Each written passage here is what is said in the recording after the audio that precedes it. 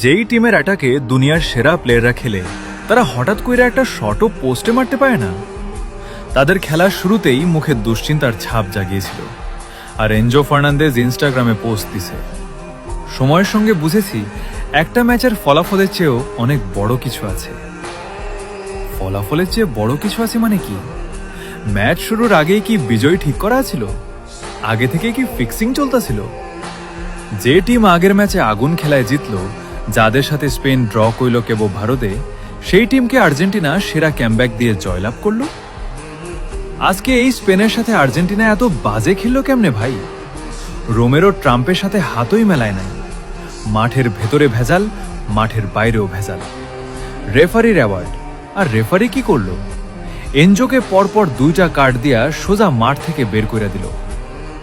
বেঞ্চে লাউতারো, ইংল্যান্ডের বিপক্ষে যে লাউতারো সেরা পারফর্ম কইরা ম্যাচ জিতায় আনলো, ওরে বেঞ্চে বসায় রাখা হইছে, ওরে মাঠে নামায় নাই কেন?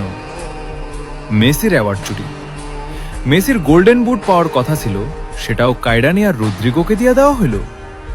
ফিফাতে যে টিম 1 নম্বরে থাকে সে নাকি কখনোই কাপ জিততে পারে না। ভাইরে ভাই, 1 নম্বরে থাকলে যদি কাপই না পাওয়া যায়, তাহলে 1 নম্বর র্যাঙ্কিং এর দাম কি? Pure corruption. সেরা খেলা খেলে 1 নম্বরে যাবা, আর কাপ নেওয়ার সময় ফিফার স্ক্রিপ্টে হারবা। মেসি প্লেয়ারদের বলতেছে, শান্ত থাকো, আমাদের কাজ খেলে যাওয়া। ভিতরে কিছু একটা হইছে।